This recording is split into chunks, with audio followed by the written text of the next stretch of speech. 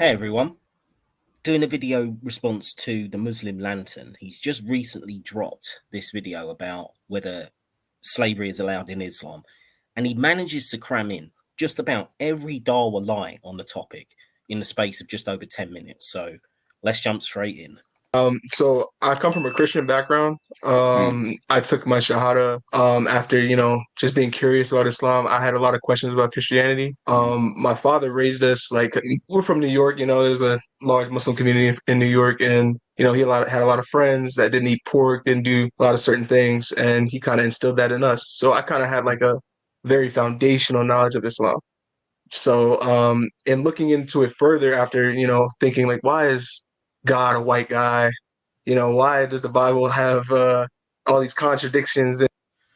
I mean, he's going to be disappointed when you look at the description of Muhammad. If he's looking for a non-white person to follow, then Muhammad, he was apparently pretty damn pale. And like if this is from God, like why is it like this? And me being African American, I learned history about, Bible being forced on my people to subjugate us more easily, you know what I mean? So a lot of these things. It was no different between that and Islam. I mean, Islam was forced on many Africans in the same way. Had me questioning Christianity. So I looked into Islam a bit. My friend who has a Muslima friend invited him to come to the mosque. He was nervous, so he's like, Raekwon, you want to come with me? We go for Juma. The khutbah was, very insightful, but I didn't learn a lot more. But the fitra in me, I would say, caused me to be like, I think this is the truth. So I didn't come with the intentions to like convert, but like one of the brothers said, we have two new converts willing to take their shahada, and I'm like, oh, I wonder who those guys are. So I ended up taking it, and I've been learning more and more. So once again, we have a situation where it's almost a forced conversion in that it's just been announced for you. You went along with it, even though you know absolutely nothing about Islam. And then you've gone to someone who is a supreme liar to try and get more knowledge. So let's see what the Muslim Lantern says. As time goes by, and the more I learn, alhamdulillah, it's like revealed to me like this is the truth. I can't find anything that that makes me think that this may not be the truth. However, yeah, well, I mean, I'd love you to come onto my channel, mate, because I could tell you a few 100,000 things that would show that Islam's not true. Recently I came across something. There's a lot of Islamophobic, YouTubers and stuff. It doesn't shake my faith because yeah, Islamophobic. Probably most of those are just people that are criticizing Islam. There are things that are just like, oh, what about this? What about this? And it's not like, does that break the religion? Does that make it not true? Yes, many of those things do. I mean, but say for instance, this one thing that I came across that I asked my imam about, but I wasn't really satisfied with the answer, so that's why I'm here. In terms of, I believe it was the Prophet's companions, sallallahu alaihi wasallam, they were on some sort of I guess like a war or some battle or something, and let me just paraphrase it. The Arab women, they were allowed to take them in their right hand and possess them in their right hand, and you know, have intercourse with them, even though it says like they were missing their wives. They were without their wives. But my question is like, zina is forbidden. Would that not be considered zina? Like, why? Like, okay. Well, I mean, this is the thing, isn't it? No, it wouldn't, because I mean, you're saying that you've like looked into this, and the more you learn, the more you think it's true. You haven't seen the actual Quran passages which say that it's okay for a Muslim male to have sex with his female slaves. So you can't be really that learned on the topic if you haven't found that, because it's bloody well clear in the Quran. My imam would tell me that, like, and the fact that your imam didn't point that out really says something. Yeah, maybe. I don't know. It's okay. I don't blame the imam. Maybe he's not equipped probably to deal with this question. Some imam. Yeah, an imam. Like, if an imam is not like equipped to deal with it, then you've got some serious problem with your religious leadership.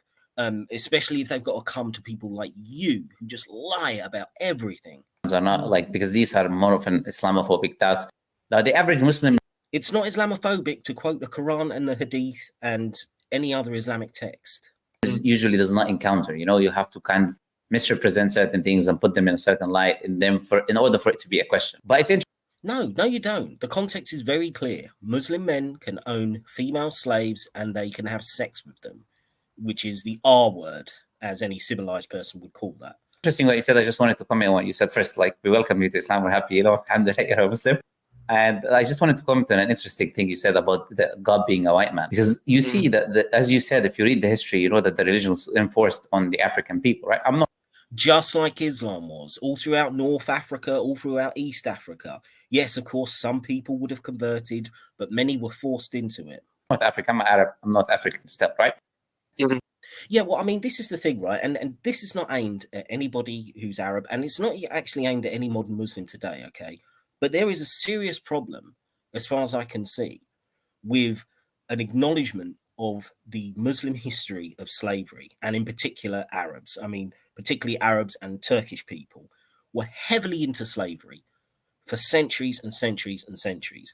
And I think the Arab world really needs to have an honest conversation with itself about slavery in the way that, generally speaking, has happened in, say, Europe and North America. Okay, there's an acknowledgement of this terrible slave trade, transatlantic slave trade. There is no real genuine acknowledgement, as far as I can see in the discourse in the Muslim world, about the terrible history, the dark stain of slavery, which by any measure was as bad or worse as anything that the Europeans did. How the religion was enforced on the people. Now, what I find funny always, and what I say to the people is that, look, the white man have enforced the religion on the African people, and the Arab man has done the exact same thing. Now the white man himself left the religion, and you have the African people defending a religion that the white man left. That was it's the exact same thing is happening with Islam. I mean, there's plenty of people who are apostating in the Middle East, in the Arab world, and in other traditional places of long-time Islam worship in South Asia and stuff. There's plenty of apostasy. So it's not just like Europeans are the only ones leaving their religion. So this is absolutely meaningless. So for me, this is like what's going on? Like, they enforced their religion on you, and they did. And you forced Islam, not you personally, obviously, but the Arab world forced Islam upon North and East Africa and other parts. Themselves, they don't want it anymore. They left it. And now, even though you are enforced, you are the one who's defending it. So it's like, for me, it's like crazy. Now, to deal with your question, because that's a common question, and I wanted to make a video about it. So we'll make just this video is the video about it, and, to explain this. Yeah, so there is something in Islam called Milk al-Yamin. Milk al-Yamin in Islam is right-hand position. Now, yeah, slaves. There's a huge difference, and this is what Islamophobes try to do. They try to compare slavery to Islam, Milk al-Yamin. They try because they are the same thing. It's not Islamophobic. It's in the Quranic text. Try to say that these two things are the same thing. They're exactly the fucking same.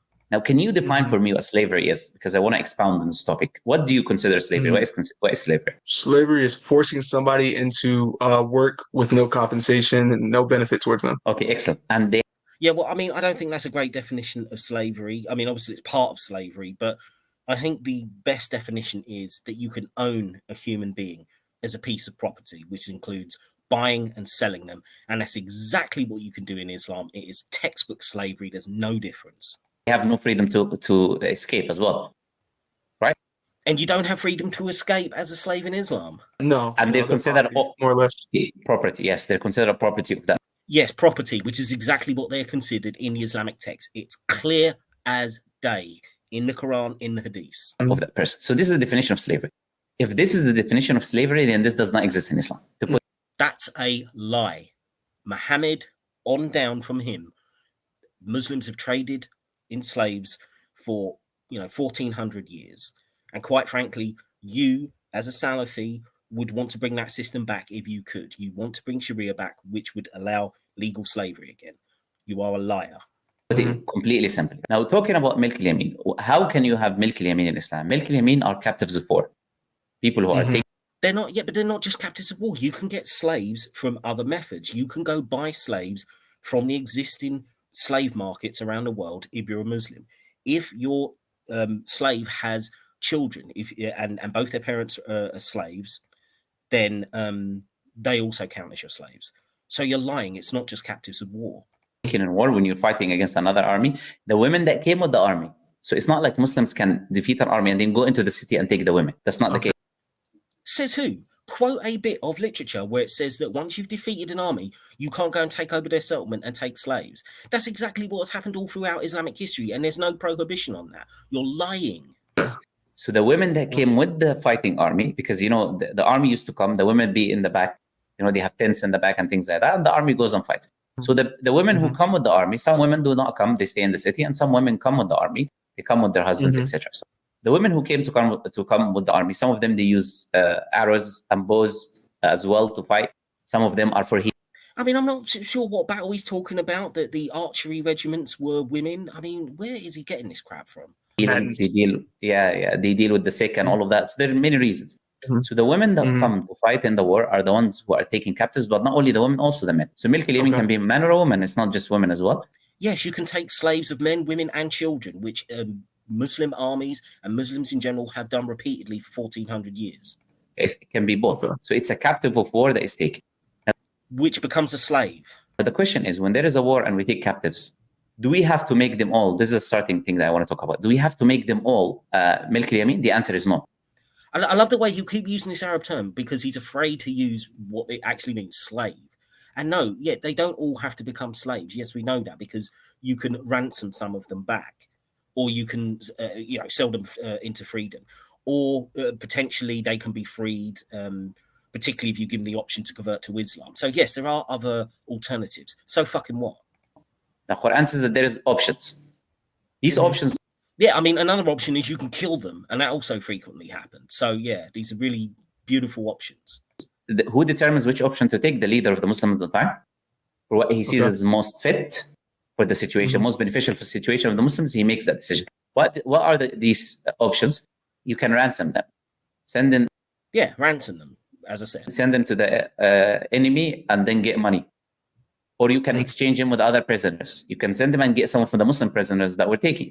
And you can let them go free completely. Like the Prophet ﷺ, what he did when he conquered the conquest of Mecca, when he took the captives of the conquest of Mecca, he let them go free.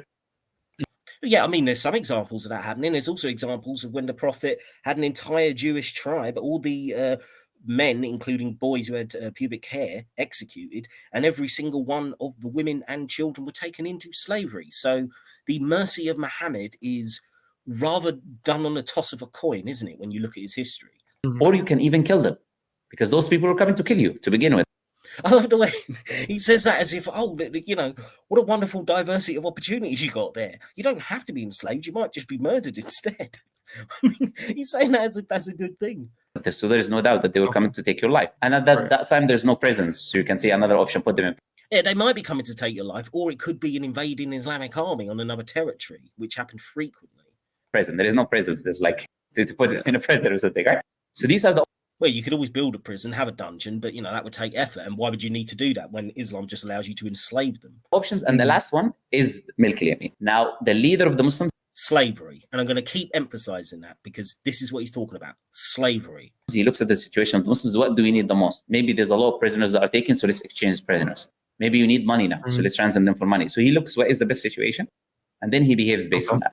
Now, those people that are taken as milk al-yamin, how are they dealt with in Islam? First thing, the Prophet ﷺ, he said. Now, I want to say also that many scholars, or a lot of scholars, believe you cannot have intercourse with milk al-yamin if that woman is not a Jew or a Christian. You also stipulate. So what if there are some scholars who believe that? I mean, it's not what the Islamic text says. If that's how they've reinterpreted, okay, they've made it ever so slightly less, but then you're far more likely, if you're not a Jew or Christian, just to be killed anyway under the Islamic system. So again, that's not exactly a great progressive step forward, is it? That woman has to be from a Jewish or Christian religion. That's a big opinion that is taken in a lot of the schools of thought. But yeah, great. A big opinion, which means that you're only going to be a sex slave if you happen to be a Jew or Christian. I mean, isn't that wonderful? But now, moving forward, how do you deal with those people that are taken as captives of war? So because they're taken as captives of war, it is a punishment for them that they are captives of war. So there are certain duties and jobs that they need to do. So they will work, they will serve. Yes, they'll be slaves. Whoever that person that is taken. But in return, the Prophet ﷺ said that you have to feed them from the same food that you eat. You have to clothe them from the same clothing that you wear. You cannot overburden. Right. Well, this comes up as well. Now, last year, actually, it's more than a year, maybe 18 months ago now, I did a joint review with a couple of people on Imran and Abbas doing this long video on slavery. And this is always thrown up, this, so you have to feed them the same food and you have to clothe them. And I'll say what we said then in that video. You can easily interpret that as, I eat my dinner, you get the scraps off my table. Now, you're eating the same food, technically. You're not breaking any Islamic law there. But what you are doing is treating them as slaves. They get the scraps. It's the same with clothes. Why can't they just be hand-me-downs? Once they become completely threadbare, then you'll pass them on to the slave. That could easily be a way to interpret that. So you act as if this is some like wonderful thing. It could easily be gotten around to treat your slaves like garbage, which I'm sure happened a great deal. Them in work. If you overburden them in work, again, overburden them in work. Who defines that? Who determines that? There is no specific rules. It's not like it says, oh, you can only work an 8-hour day or something. You can work them basically as long as they're still standing, as long as they're still alive. Under that terminology, there is nothing specific there that really helps a slave under Islam. Then you have to help them in the work. Okay.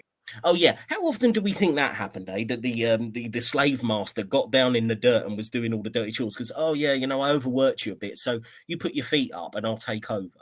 I mean, does anyone see this as realistic at all?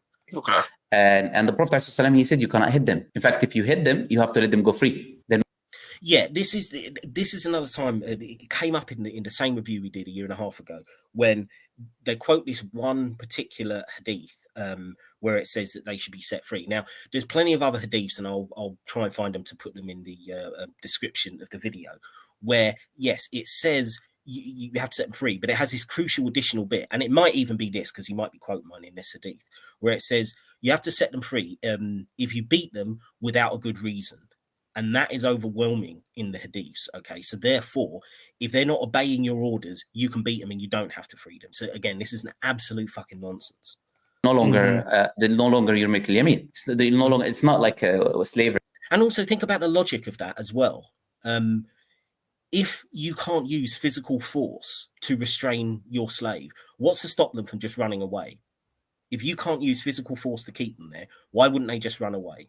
So therefore, it is implied in the slave master-slave dynamic that you will use physical force, because who the hell was going to hang around if they could just walk out the door? So again, not only a practical level, it doesn't make sense. As I say, also, there are plenty of hadiths that give that qualification, you know, if you don't have a good reason or if they're not obeying you. So this is just an absolute bullshit piece of Dawah lies. Atlantic slavery and beating slaves and all of that. There's no such thing, right?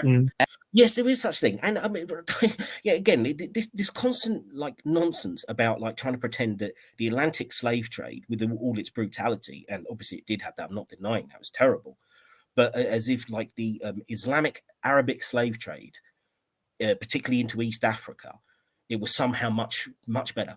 All the records, if you look into it, show that it was standard practice to castrate the male slaves. Okay, this is one of the reasons why you don't have a large slave descended population like you do in the Americas, because of this standard practice of castration. So how is this a position where they're being treated well or they're not being physically abused or anything like that, when even before you do that long journey across East Africa back to the Arabian slave markets, you've already been castrated? Square that, because that shows that it was just every bit as brutal, you could even argue worse in some circumstances, than the transatlantic slave trade with the way that the slaves were treated. Now, he might claim to be ignorant of that, but as far as I'm concerned, it's willful ignorance, because if you're going to be preaching this as part of your dawah, you should know your fucking history. So as far as I'm concerned, I think he does know this and he's just lying about it. And they can go free by ransoming themselves. So what they can do is they can go to a judge and give an amount of money. There's something called mukataba, and they say to the judge, I want to go free. And they give him that amount of money, and then they go free. In fact, yeah, and how are you going to do that if your slave master refuses? Again, the practicality of that. How are you supposed to do that if he just says no? And then you try and go to the judge and he beats the living hell out of you. Quran commands or recommends that the person who has milk yamin. Yeah, that's an important qualification as well. Recommends, not commands. because he corrected himself, which is good. But he's thrown it in there as if like, oh yeah, the Quran is ordering people to like release slaves and stuff. It's not. It's occasionally recommended in certain circumstances, and usually as a way because to clear up sins that you've done in your past, which is not exactly doing it for the right moral reason. To help Milk al-Yamin to ransom. If he needs money to help it, to help them finances as well to go free. So this is how they're dealt with in Islam. Also, this idea of Milk al-Yamin is not inherited. Not like slavery was inherited. If the father is a slave, has a son, the son is also a slave. No. That is an absolute lie. Once again, yes. In Muhammad's time, even if you had a child, like the owner had a child, the child would still be considered a slave. Now, I think it was under Umar, Second Caliphate, where he instituted a situation where if the slave owner actually is the father of the slave's child, then they are supposed to be born free. Okay, so that was instituted later on, but that isn't what the original Islamic texts say. So now you could say, okay, well done to Umar for making slavery slightly less abhorrent, but the classic scholarship can easily say that no, they are still born slaves. And also a larger point is that you do get generational slavery. As I say, if you allow that slave to marry another slave and they have a child, that child is still your slave. So you absolutely do have generational slavery in the same way as you did in many other slave systems. So you're fucking lying again. In Islam, Milk al-Yamin is not inherited to the next generation. It's just that person, because that next generation is not responsible. The person who's taken as a captive before is the one who is Milk al-Yamin. The next generation, if a child is newly born, that child is not inherited. He's not also a Milk al-Yamin as his mother was Milk al-Yamin. Yeah, and as I say, only under the situation where it was changed under Umar, but at Muhammad's time, as far as I can remember, that didn't apply. And as I say, you can still own slaves who can marry another slave, have a child, and that child is your slave. So there is generational slavery within Islam. And I've just said that, but it really needs to be re-emphasized because he's really distorting the truth around this. Not only that, okay. Islam commands explicitly to free Milk al-Yamin. Allah says that's a good deed to do. So Allah Azza wa Jalla says in the Quran, وَمَا أَدْرَاكَ مَا الْعَقَبَةُ. What would make you know what the good way is? فَكُّ رَقَبَةٍ. That's not a command, it's a recommendation. It's basically, I've covered this a number of times. This Quranic verse, which I'll grant you is one of the better ones because it isn't actually saying, well, do it because of sin. It's saying, well, look, this is a good way to live your life, is the freeing of a slave. And it is worth pointing out that the text actually says a slave, a single slave. So it's not about ending slavery as an institution. But yes, it does say it's recommended, but it's not a commandment. It's just saying like, oh, look, there's a lower way of leading your life and there's a higher way, and the higher way is freeing a slave. Okay, but that is a very, very limited form, and it's not a commandment. At best, it's a recommendation. Freeing Milk al-Yamin. That's the good way. That's the righteous way. You get rewarded for it. Not only that, it's one of the ways to give zakat. Every Muslim has to pay zakat.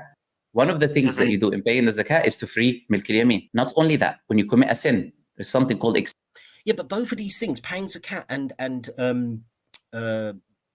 doing it to expiate your sins, these are incredibly immoral ways of looking at it. Because what you're saying is that if you do something bad, then I've got to give up a piece of my property. It's a punishment to you. It's not a moral act to free the slave. It's recognizing that the slave is a valuable piece of property for you.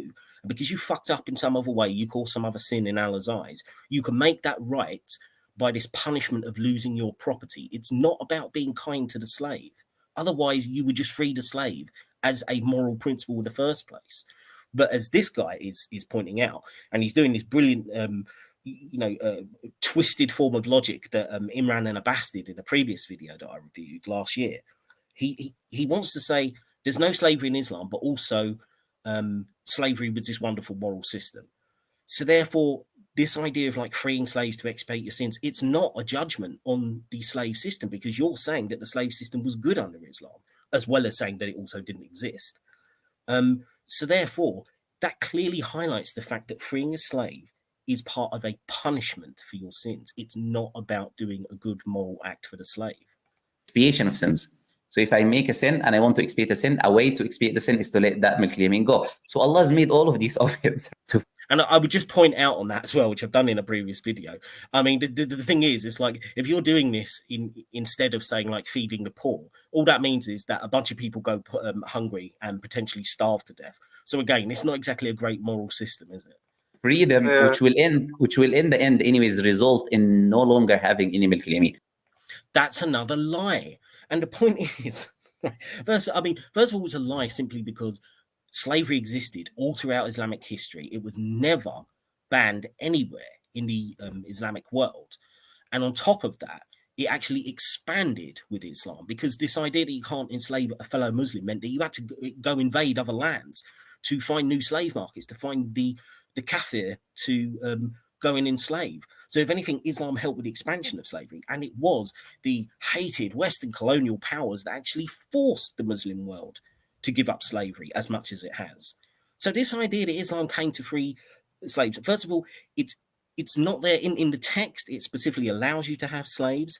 It led to the direct expansion of slavery, and it only was pretty much, well, it's not been entirely wiped out in the Muslim world, but it was only reduced in the Muslim world because of non-Muslims forcing them to do so. So this claim that Islam came to cause the death of slavery is absolute garbage on a textual basis, on a historical basis, on a moral basis.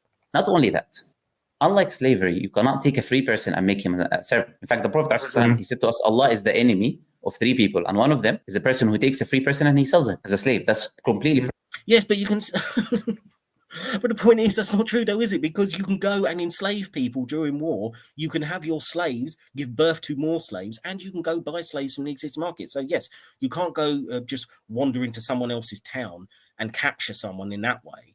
But you can certainly go and buy a slave, or you can just invade as a Muslim army and then take slaves that way.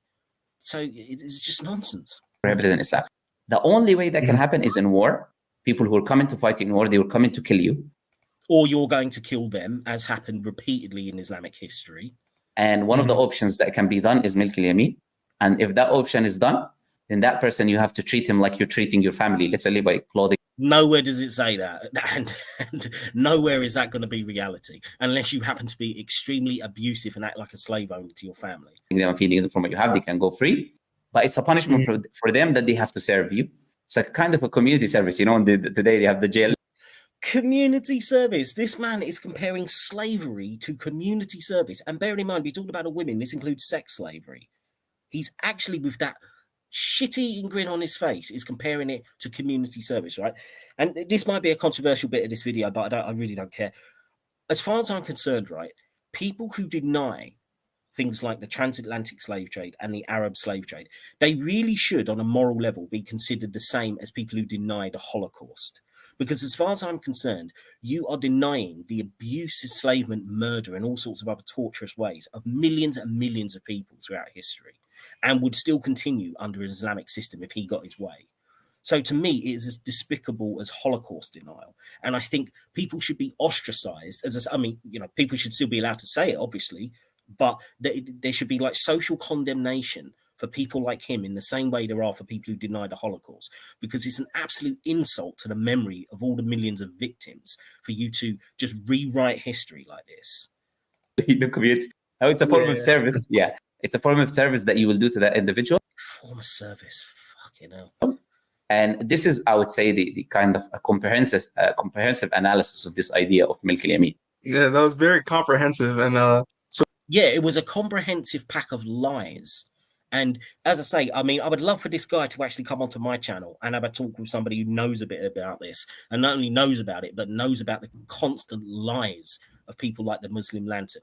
Please, if this guy ever saw this video, you're welcome on my channel, mate, and we can have an actual real conversation about this topic, because you might not want to be a Muslim so much when you hear the truth. So just to make sure that I understand it completely, it's like if you have two warring parties, one is Muslim, the other is like non-Muslim, and they send their armies out in the middle to fight each other, and the Muslims prevail. They can take the captives of those who didn't die as milk al-yamin, but they're not allowed to invade the enemy nation that didn't fight and take their civilian populace as milk al-yamin. No. Once they defeat the army, they already took the land now. So let's assume, look, I'm traveling we are going to fight, let's say, America, right?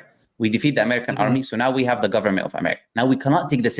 I mean, you know, this is this guy's fantasy. So many of these Dawah guys would like, they imagine themselves to be like modern day Sahadin or something. They're going to like take America in battle. I mean, it's pathetic. Civilians of American population who didn't come with the army. This is what I'm saying. Yeah, cannot take those civilians who didn't come with the army and take them as Milk al-Yamin. That's not the case. No, the people who came. I want to see the textual, scriptural basis for this. If you have invaded a territory and you've conquered it, I don't see where there is anything in the Islamic scriptures that says that you can't take slaves from the civilian population In the war to fight you. Okay, that makes sense. That makes sense. You explained it. No, it doesn't. I knew it. I knew it. When I come on here, you're going to answer it the best way possible. So no problem. The best way possible. Yeah, he lied to your face for 10 minutes. Yeah. So that's all I had. That's all I had. But like I said, I very much appreciate what you've been doing. I watch you guys all the time. Well, I watch you all the time. Your debates. I started off with Speaker's Corner. I was like, wow, this guy is really just on the ball, man. But yeah, I mean, it just shows how ignorant so many of these converts are to Islam, and the fact that the likes of these Dawah people like Muslim Lantern rely on that ignorance, because you know, if he's going to get all his knowledge from Dawah apologists from Speaker's Corner in lieu of actually reading the Quran and the Hadiths, which he clearly hasn't done, then what kind of convert is this? This is just a conversion of the dumb, as far as I'm concerned. MashaAllah, what you do, you're doing a lot. Very, very good deeds for Muslims, new Muslims like me and potential Muslims. So I congratulate you for doing Jazakallah khair. And keep up the good work. Yeah, well, a lot of good deeds. I mean, you're certainly showing the true face of Islam to an extent in the fact that you're constantly glossing over this terrible history of slavery, which sadly, there are very few Muslims that I've encountered who talk honestly on this topic, which is why I get kind of animated about it, because it really is, it's such a disgusting rewriting of history, and it's such a disrespect to the many victims of slavery. And you know, if a fellow European was doing that, I would call them out on it. And I really think that Muslims do need to start calling out this bullshit around pretending that slavery didn't exist and that, you know, the slaves were also nicely treated. Go read a damn history book and you find out it's not true. Anyways, hopefully I'll be back soon with the other videos, which I'm still waiting to get permission from the YouTube overlords. But I thought I'd quickly do this one for tonight, because I think it only dropped yesterday, this video. And it's just an absolute disgrace, and just shows what a diabolical person the Muslim Lantern is, because he lies to these converts just repeatedly. Because if Raekwon Fraser knew the actual truth, he might seriously reconsider his conversion to Islam. Anyways, hope you all enjoyed, and I will see you all in the next one.